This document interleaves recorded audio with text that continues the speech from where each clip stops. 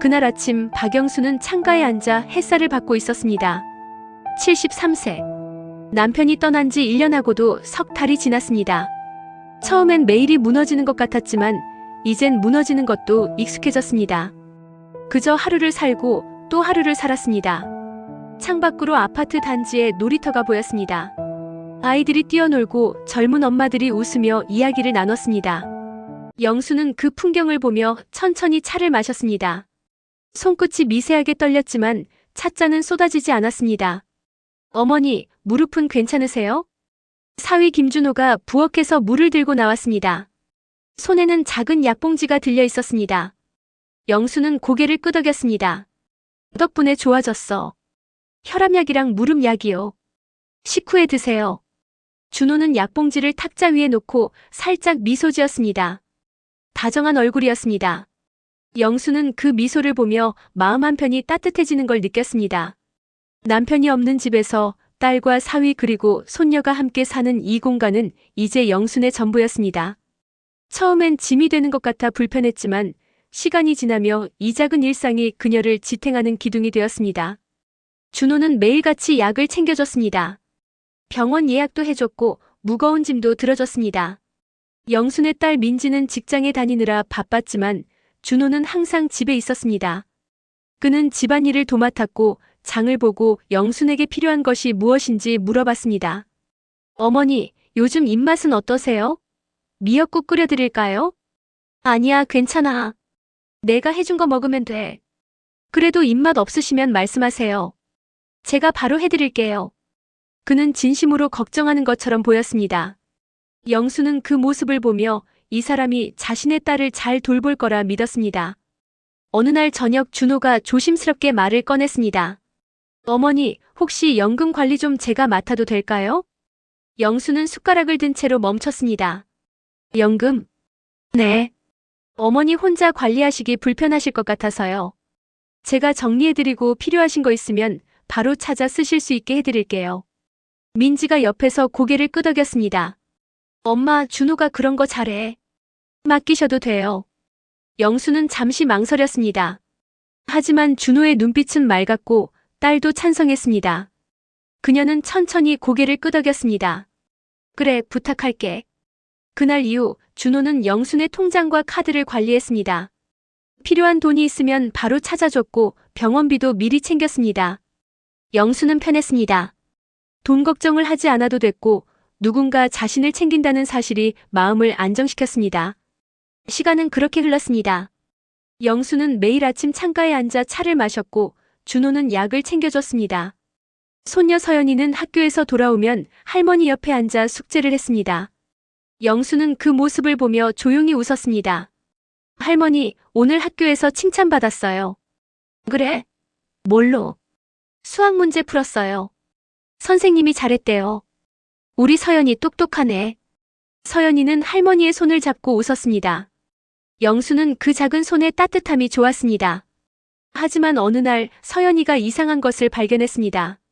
할머니, 이거 뭐예요? 서연이는 거실 서랍에서 통장을 꺼내 들었습니다. 영수는 고개를 돌렸습니다. 그건 할머니 통장이야. 근데 여기 숫자가 이상해요. 서연이는 통장 내역을 가리켰습니다. 영수는 안경을 쓰고 가까이 다가갔습니다. 거기엔 익숙하지 않은 숫자들이 적혀 있었습니다. 출금 내역이 반복적으로 찍혀 있었고 금액도 작지 않았습니다. 영수는 숨이 멎는 것 같았습니다. 이게 뭐지? 그녀는 천천히 통장을 넘겼습니다. 한 장 또 한 장. 매달 돈이 빠져나가고 있었습니다. 병원비도 아니었고 생활비도 아니었습니다. 영수는 손이 떨리는 걸 느꼈습니다. 서연아, 이거 아빠한테 물어봐야겠다. 네, 할머니. 서연이는 조용히 통장을 내려놓고 자기 방으로 갔습니다. 영수는 그 자리에 그대로 앉아 있었습니다. 창밖은 여전히 밝았습니다. 아이들은 여전히 뛰어놀고 있었습니다. 하지만 영순의 세계는 천천히 어두워지고 있었습니다. 그날 밤 영수는 잠을 이루지 못했습니다. 준호는 여느 때처럼 다정했습니다. 저녁 식사를 준비하고 영순에게 물을 따라줬습니다. 하지만 영수는 그의 얼굴을 똑바로 보지 못했습니다. 믿음이란 게 이렇게 쉽게 흔들리는 건가? 그녀는 이불을 덮고 눈을 감았습니다. 하지만 머릿속엔 통장 숫자들이 계속 떠올랐습니다. 그리고 그 숫자 너머로 준호의 미소가 보였습니다. 다정하고 따뜻하고 믿음직한 그 미소. 하지만 이제는 그 미소가 낯설게 느껴졌습니다. 영수는 천천히 손을 쥐었습니다. 손끝이 떨렸지만 그녀는 참았습니다. 아직은 확신할 수 없었습니다. 하지만 무언가 잘못되고 있다는 걸 그녀는 알고 있었습니다. 다음 날 아침 집안은 이상할 만큼 조용했습니다. 박영수는 평소보다 일찍 잠에서 깼습니다. 새벽 5시. 창밖은 아직 어두웠지만 그녀는 더 이상 누워있을 수 없었습니다. 머릿속이 복잡했습니다. 그녀는 거실로 나왔습니다. 탁자 위에 놓인 통장이 보였습니다. 어젯밤 서연이가 꺼냈던 그것. 영수는 천천히 다가가 통장을 집어들었습니다. 1장, 2장. 다시 내역을 확인했습니다. 숫자들은 여전히 거기 있었습니다. 출금, 출금, 출금. 매달 빠져나가는 돈. 영수는 손가락으로 그 숫자들을 짚어봤습니다. 차갑고 단단한 종이의 감촉이 느껴졌습니다. 뭘 하신 거야, 준호야? 작은 목소리가 입 밖으로 새어나왔습니다. 영수는 재빨리 입을 다물었습니다. 아직 아무도 깨어나지 않았습니다. 그녀는 통장을 다시 서랍에 넣었습니다. 하지만 손이 떨려서 서랍이 제대로 닫히지 않았습니다. 1번, 2번. 3번째에야 서랍이 닫혔습니다. 아침 7시 준호가 일어났습니다. 어머니, 벌써 일어나셨어요? 그는 평소처럼 밝은 목소리로 인사했습니다. 영수는 고개를 끄덕였습니다. 응, 일찍 깼어. 커피 드릴까요? 아니, 괜찮아. 짧은 대답이었습니다. 준호는 잠시 영순을 바라봤지만 곧 부엌으로 갔습니다. 영수는 그의 뒷모습을 지켜봤습니다. 여전히 다정해 보였습니다. 여전히 성실해 보였습니다. 하지만 영순의 눈엔 그가 낯설게 느껴졌습니다. 아침 식사 시간이었습니다. 민지가 출근 준비를 하며 식탁에 앉았습니다. 서연이는 학교 갈 채비를 하고 있었습니다. 준호는 계란찜을 식탁에 올렸습니다. 어머니, 이거 좋아하시잖아요. 영수는 숟가락을 들었습니다. 하지만 입맛이 없었습니다. 계란찜을 한 숟가락 떠서 입에 넣었지만 맛이 느껴지지 않았습니다. 엄마, 오늘 병원 가셔야 하잖아요. 준호가 모셔다 드릴 거예요. 민지가 말했습니다. 영수는 고개를 들었습니다. 아니야, 안 가도 돼. 무슨 말씀이세요? 정기검진 날짜인데. 다음에 갈게. 민지는 이상한 듯 영순을 바라봤습니다. 준호도 숟가락을 든 채로 멈췄습니다. 어머니, 몸이 안 좋으세요? 아니, 그냥 오늘은 가기 싫어서. 공기가 무거워졌습니다. 민지는 시계를 보며 자리에서 일어났습니다. 그럼 엄마 다음 주에라도 꼭 가세요. 전 출근할게요. 민지는 서둘러 현관으로 향했습니다. 서연이도 가방을 메고 따라갔습니다. 문이 닫혔습니다. 이제 집엔 영순과 준호만 남았습니다. 준호는 천천히 식탁을 정리했습니다. 그릇을 싱크대에 가져가고 행주로 테이블을 닦았습니다. 영수는 그 모습을 가만히 지켜봤습니다. 어머니, 뭐 불편하신 거 있으세요? 준호가 물었습니다. 영수는 대답하지 않았습니다. 요즘 말씀이 없으셔서 혹시 제가 뭘 잘못했나 싶어서요. 영수는 손을 천천히 쥐었습니다. 아니야. 정말이요? 응. 그 짧은 대답 속엔 긴 침묵이 숨어 있었습니다. 준호는 더 이상 묻지 않았습니다. 그는 설거지를 마치고 거실로 갔습니다. 영수는 혼자 앉아 있었습니다. 시계 소리만이 들렸습니다. 똑똑똑. 규칙적이고 차갑게 시간이 흘렀습니다. 오후가 되었습니다. 영수는 냉장고 문을 열었습니다. 안에는 반찬들이 가득했습니다. 준호가 만든 것들이었습니다. 멸치볶음, 시금치나물, 된장찌개. 준호가 좋아하던 반찬들이었습니다. 영수는 문득 깨달았습니다. 준호는 항상 자신이 좋아하는 반찬을 만들었습니다. 영순이 좋아하는 것이 아니라 준호 자신이 좋아하는 것을. 영수는 그동안 그걸 몰랐습니다. 아니, 신경 쓰지 않았습니다. 이게 다 뭐였을까? 영수는 냉장고 문을 닫았습니다. 그녀는 거실 소파에 앉았습니다. 창밖을 바라봤습니다. 햇살은 여전히 밝았지만 그녀의 마음은 어두웠습니다. 왜 이제야 보이는 거지? 준호가 거실로 들어왔습니다. 그는 영순 옆에 앉았습니다. 어머니, 제가 뭔가 잘못한 게 있는 것 같은데 말씀해 주시면 안 될까요? 영수는 고개를 돌렸습니다. 준호를 똑바로 봤습니다. 준호야. 네, 어머니. 너 내 돈 어디 쓴 거야? 공기가 멈췄습니다. 준호의 얼굴이 굳었습니다. 그는 입술을 깨물었습니다. 그게 무슨 말씀이세요? 통장 봤어. 매달 돈이 빠져나가더라. 준호는 고개를 숙였습니다. 영수는 그의 반응을 지켜봤습니다. 어머니, 그건 사실대로 말해. 준호는 한참을 침묵했습니다. 그리고 천천히 입을 열었습니다. 생활비 때문에 그랬어요. 생활비? 네. 민지도 모르는 건데 회사에서 월급이 제대로 안 나와서 어머니 돈을 좀 썼어요. 곧 갚으려고 했어요. 영수는 그의 눈을 봤습니다. 준호는 눈을 마주치지 못했습니다. 그럼 왜 말 안 했어? 말씀드리면 걱정하실까봐. 영수는 한숨을 쉬었습니다. 그녀는 일어서려 했지만 무릎이 아파서 제대로 일어날 수 없었습니다. 준호가 손을 내밀었지만 영수는 그 손을 뿌리쳤습니다. 혼자 할 수 있어. 그녀는 천천히 일어났습니다. 그리고 자기 방으로 들어갔습니다. 문을 닫았습니다. 방 안은 고요했습니다. 영수는 침대에 앉아 손을 펼쳤습니다. 손바닥엔 땀이 차 있었습니다. 생활비라고? 그녀는 믿을 수 없었습니다. 하지만 동시에 의심이 들었습니다. 정말 생활비였을까? 아니면 다른 무언가였을까? 영수는 남편의 사진을 바라봤습니다. 액자 속 남편은 웃고 있었습니다. 당신이라면 뭐라 했을까? 대답은 없었습니다. 그날 밤 저녁 식사는 조용했습니다. 민지가 돌아왔지만 영수는 별로 말이 없었습니다. 준호도 침묵했습니다. 서연이만 밥을 먹으며 학교 이야기를 했지만 아무도 제대로 듣지 않았습니다. 오늘 집이 왜 이렇게 조용해요? 서연이가 물었습니다. 민지가 대답했습니다. 피곤해서 그래. 밥 먹고 숙제해. 네. 서연이는 더 이상 말하지 않았습니다. 식사가 끝나고 영수는 다시 방으로 들어갔습니다. 그녀는 이불을 덮고 천장을 바라봤습니다. 가장 조용한 시간에 가장 큰 폭풍이 숨어 있었습니다. 영수는 그걸 알고 있었습니다. 하지만 아직 폭풍은 오지 않았습니다.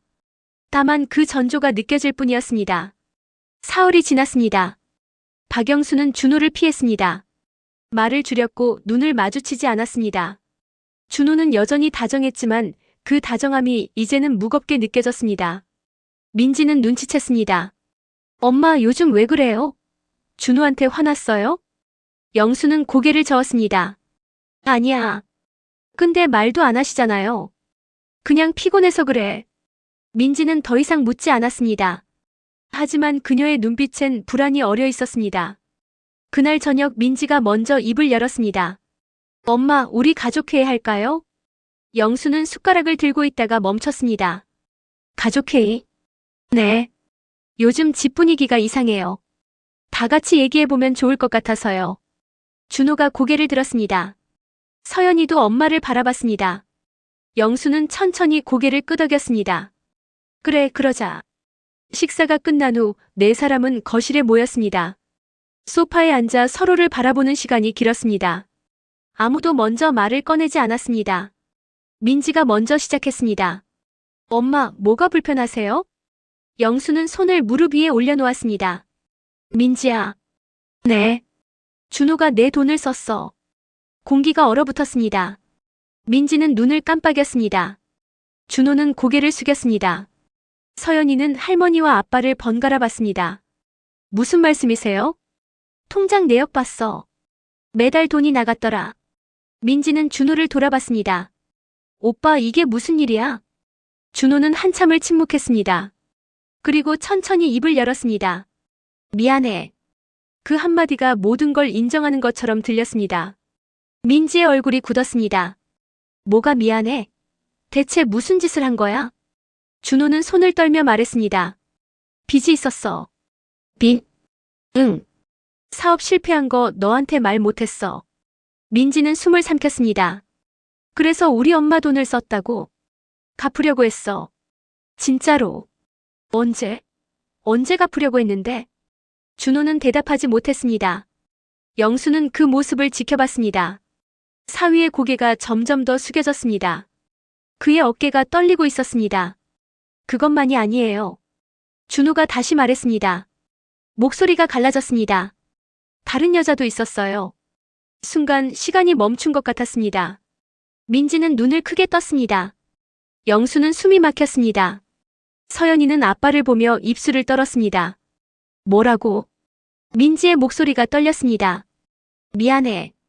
정말 미안해. 지금 농담하는 거야? 아니야. 진심이야. 나 정말 잘못했어.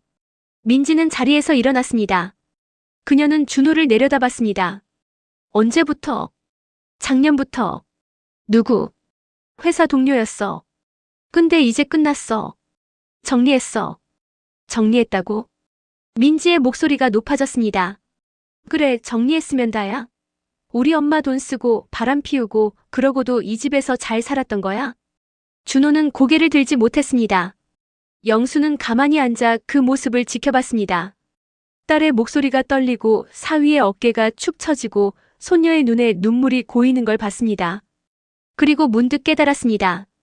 이 모든 게 자신 때문이라는 걸. 자신이 너무 쉽게 믿었다는 걸. 자신이 외로워서 준호에게 기댔다는 걸. 자신이 남편의 빈자리를 사위로 채우려 했다는 걸. 장모님. 준호가 영순을 봤습니다. 그의 눈에도 눈물이 고여 있었습니다. 당신의 연금은 제 인생의 마지막 도박이었습니다. 영수는 가슴이 무너지는 것 같았습니다. 도박? 네. 저 다 잃었어요. 사업도 돈도 신용도. 그래서 장모님 돈을 썼어요. 그 돈이 아니면 제가 살 수 없었어요. 민지가 소리쳤습니다. 그래서 우리 엄마한테 손을 댄 거야? 그게 말이 돼? 미안해. 정말 미안해. 민지는 눈물을 흘렸습니다. 그녀는 고개를 돌려 엄마를 봤습니다. 엄마, 미안해요. 제가 잘못 봤어요. 제가 이런 사람인 줄 몰랐어요. 영수는 천천히 일어났습니다. 그녀는 준호를 내려다봤습니다. 한때 믿었던 사람, 한때 의지했던 사람, 한때 가족이라 불렀던 사람. 준호 씨. 영순의 목소리는 차가웠습니다. 당신 이 집에서 나가요. 준호는 고개를 들었습니다. 장모님. 나가라고요. 그 말에는 흔들림이 없었습니다. 준호는 입술을 깨물었습니다. 민지는 눈물을 닦았습니다. 서연이는 할머니를 봤습니다. 할머니. 괜찮아, 서연아. 영수는 손녀를 안았습니다. 서연이의 작은 몸이 떨렸습니다. 준호는 천천히 일어났습니다. 그는 민지를 봤지만 민지는 고개를 돌렸습니다.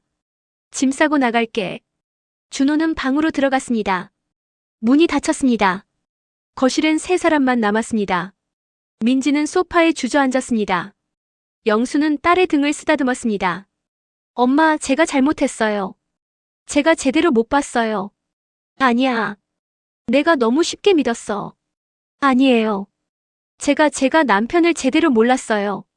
영수는 아무 말도 하지 않았습니다. 1시간 후 준호가 짐을 들고 나왔습니다. 그는 현관 앞에서 멈췄습니다. 뒤돌아봤습니다. 장모님, 정말 미안합니다. 영수는 대답하지 않았습니다. 준호는 고개를 숙이고 문을 열었습니다. 문이 닫혔습니다. 그 소리가 묘하게 컸습니다. 영수는 창가에 앉았습니다. 밤하늘엔 별이 없었습니다. 민지는 방으로 들어갔고 서연이도 따라갔습니다. 집안은 다시 고요해졌습니다. 하지만 이번 고요는 달랐습니다. 이전의 고요는 평화였지만 지금의 고요는 폐허였습니다. 영수는 손을 펼쳤습니다. 손바닥엔 아무것도 없었습니다. 그녀는 천천히 눈을 감았습니다. 30년간 쌓아온 온정이 한마디로 끊어지는 순간이었습니다. 준호가 떠난 후 집은 더 이상 가정이 아니었습니다. 박영수는 매일 아침 일찍 일어났습니다. 하지만 더 이상 창가에 앉지 않았습니다. 그 자리에 앉으면 준호가 약을 챙겨주던 모습이 떠올랐기 때문입니다. 대신 그녀는 부엌에 섰습니다. 혼자 물을 끓이고 혼자 차를 우렸습니다. 손이 떨려 찻잔을 떨어뜨릴 뻔했지만 천천히 하니 괜찮았습니다. 민지는 출근하기 전 엄마를 봤습니다. 엄마, 괜찮으세요? 응, 괜찮아. 제가 뭐 해드릴까요? 아니야. 혼자 할 수 있어. 민지는 미안한 듯 엄마를 바라봤습니다. 하지만 영수는 웃으며 고개를 저었습니다. 출근해. 늦겠어. 민지가 떠난 후 집엔 영순과 서연이만 남았습니다. 서연이는 학교 가기 전 할머니 옆에 앉았습니다. 할머니, 아빠 언제 와요? 영수는 손녀의 머리를 쓰다듬었습니다. 아빠는 한동안 못 와. 왜요? 아빠가 잘못한 게 있어서. 서연이는 고개를 숙였습니다. 영수는 그 모습이 안쓰러웠습니다. 서연아. 네. 할머니가 미안해. 내가 힘들게 해서. 아니에요, 할머니. 서연이는 할머니를 안았습니다. 작은 품이었지만 따뜻했습니다. 일주일이 지났습니다. 영수는 서랍을 정리하다가 편지 한 통을 발견했습니다. 남편이 남긴 것이었습니다. 그녀는 천천히 봉투를 열었습니다. 여보, 당신이 이 편지를 읽을 때면 난 이미 당신 곁에 없겠지. 미안해. 먼저 가서. 하지만 부탁이 있어. 나 없을 때도 혼자가 아니길 바란다. 당신은 강한 사람이야. 나보다 훨씬 강해. 그러니 살아줘. 잘 살아줘. 당신의 웃음을 사랑했어. 당신의 남편. 영수는 편지를 읽고 또 읽었습니다. 눈물이 흘렀습니다. 하지만 이번엔 슬픔만은 아니었습니다. 그 안에 후회도 그리움도 미안함도 섞여 있었습니다. 나 없을 때도 혼자가 아니길 바란다. 그 문장이 마음을 후벼 팠습니다. 영수는 깨달았습니다. 자신이 남편의 바람을 정반대로 살고 있었음을. 남편의 자리를 사위로 채우려 했던 자신. 외로움을 믿음으로 착각했던 자신. 미안해, 여보. 내가 제대로 못 살았어. 그녀는 편지를 가슴에 안았습니다. 그날 오후 영수는 산책을 나갔습니다. 오랜만이었습니다. 무릎이 아파서 걷기 힘들었지만 천천히 걸으니 괜찮았습니다. 아파트 단지를 돌며 그녀는 벤치에 앉았습니다. 햇살이 따뜻했습니다. 옆 벤치에 다른 할머니가 앉아 있었습니다. 날씨 좋네요. 할머니가 말을 걸었습니다. 영수는 고개를 끄덕였습니다. 네, 좋네요. 혼자 사세요? 딸이랑 같이 살아요. 그래도 낮엔 외로우시겠어요. 영수는 잠시 침묵했습니다. 그리고 작게 웃었습니다. 그래도 살아야죠. 할머니는 영순을 봤습니다. 그렇죠. 살아야죠. 두 사람은 한동안 말없이 앉아 있었습니다. 바람이 불었고 나뭇잎이 흔들렸습니다. 영수는 문득 생각했습니다. 혼자라는 게 외로운 것만은 아니라는 걸. 혼자여도 살 수 있다는 걸. 집으로 돌아오는 길 영수는 꽃집 앞에 멈춰 섰습니다. 작은 화분 하나가 눈에 들어왔습니다. 제라늄이었습니다. 남편이 좋아하던 꽃이었습니다. 이거 얼마예요? 10,000원이에요. 영수는 지갑을 꺼냈습니다. 그리고 화분을 샀습니다. 집에 돌아와 그녀는 화분을 창가에 놓았습니다. 햇빛이 잘 드는 곳이었습니다. 여보, 이거 좋아했잖아. 영수는 꽃잎을 쓰다듬었습니다. 그날 저녁 민지가 퇴근해서 돌아왔습니다. 엄마, 꽃 사셨어요? 응. 예뻐서. 민지는 화분을 보며 미소 지었습니다. 아빠 좋아하시던 건데. 그래서 샀어. 민지는 엄마 옆에 앉았습니다. 엄마, 요즘 좀 어떠세요? 괜찮아. 조금씩 나아지고 있어. 준호 때문에 제가 정말 미안해요. 영수는 딸의 손을 잡았습니다. 너 잘못 없어. 나도 잘못했고 준호도 잘못했어. 그냥 그런 거야. 엄마. 민지야, 우린 살아야 돼. 앞으로. 민지는 눈물을 참았습니다. 영수는 딸의 손을 꽉 쥐었습니다. 같이 살자. 우리.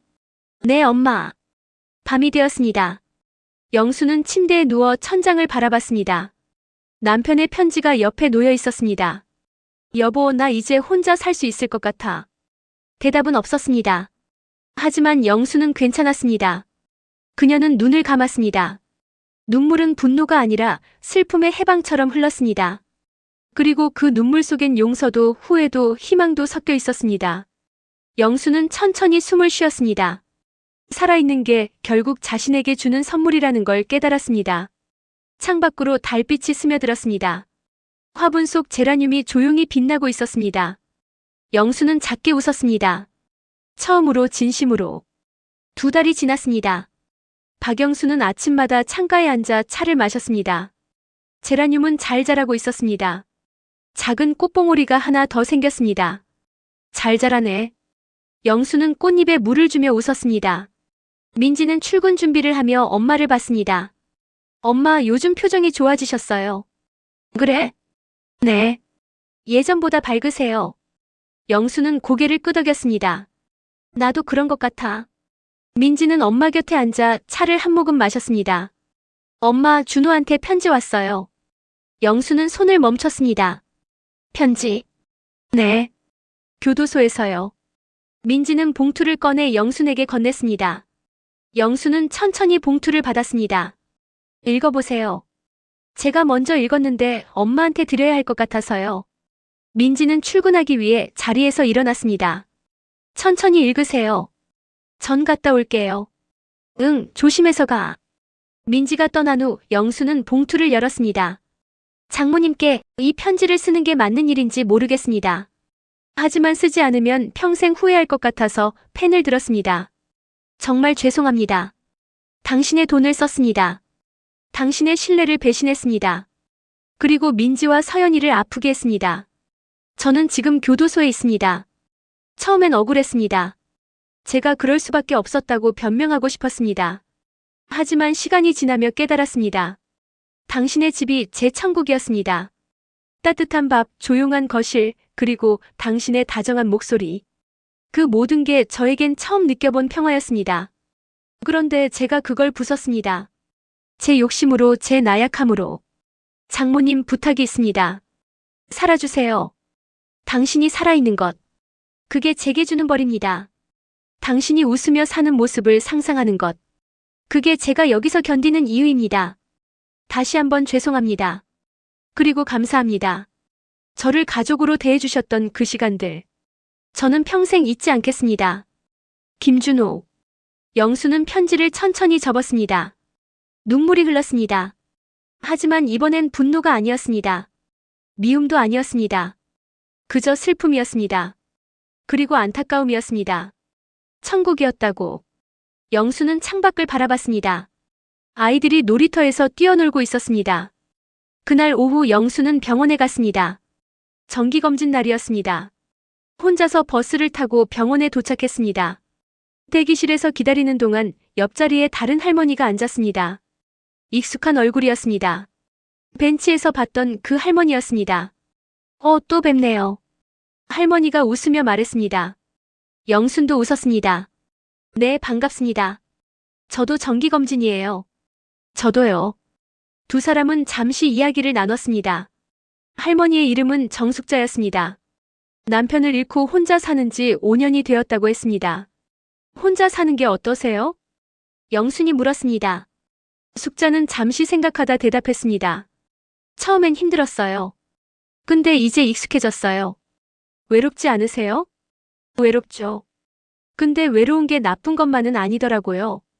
영수는 고개를 끄덕였습니다. 그게 무슨 뜻이에요? 외로워야 나를 볼 수 있잖아요. 누가 옆에 있으면 그 사람만 보게 되는데 혼자면 나를 보게 돼요. 영수는 그 말이 가슴에 와닿았습니다. 맞아요. 저도 요즘 그걸 느껴요. 진료가 끝난 후 두 사람은 병원 카페에서 차를 마셨습니다. 사실 저 사위 때문에 힘든 일이 있었어요. 영수는 처음으로 누군가에게 그 이야기를 꺼냈습니다. 숙자는 조용히 들었습니다. 많이 힘드셨겠어요. 그래도 살아야겠죠. 누군가를 미워하지 않으면서요. 숙자는 영순의 손을 잡았습니다. 그렇게 생각하시는 게 대단하세요. 대단한 게 아니에요. 그냥 그렇게 하지 않으면 제가 더 힘들 것 같아서요. 두 사람은 한동안 말없이 차를 마셨습니다. 봄 햇살이 카페 창문을 통해 들어왔습니다. 따뜻했습니다. 할머니, 우리 다음에 또 만나요. 그래요. 꼭 연락해요. 영순과 숙자는 서로의 전화번호를 교환했습니다. 집으로 돌아오는 버스 안에서 영수는 창밖을 바라봤습니다. 거리엔 봄꽃이 피어 있었습니다. 벚꽃이 바람에 흩날렸습니다. 여보, 나 이제 괜찮아. 영수는 작게 속삭였습니다. 그날 저녁 민지와 서연이가 함께 식사를 했습니다. 할머니, 오늘 병원 어땠어요? 좋았어. 새 친구도 생겼고. 친구요? 응. 할머니 친구. 서연이는 신기한 듯 할머니를 봤습니다. 할머니도 친구 있으세요? 그럼. 할머니도 친구 있지. 세 사람은 함께 웃었습니다. 밤이 되었습니다. 영수는 침대에 누워 남편의 편지를 다시 읽었습니다. 나 없을 때도 혼자가 아니길 바란다. 여보, 나 이제 혼자가 아니야. 나한테 나 자신이 있어. 그리고 민지랑 서연이가 있어. 새 친구도 생겼어. 영수는 편지를 가슴에 안았습니다. 살아있는 게 결국 내 복수고 내 용서인 것 같아. 그녀는 눈을 감았습니다.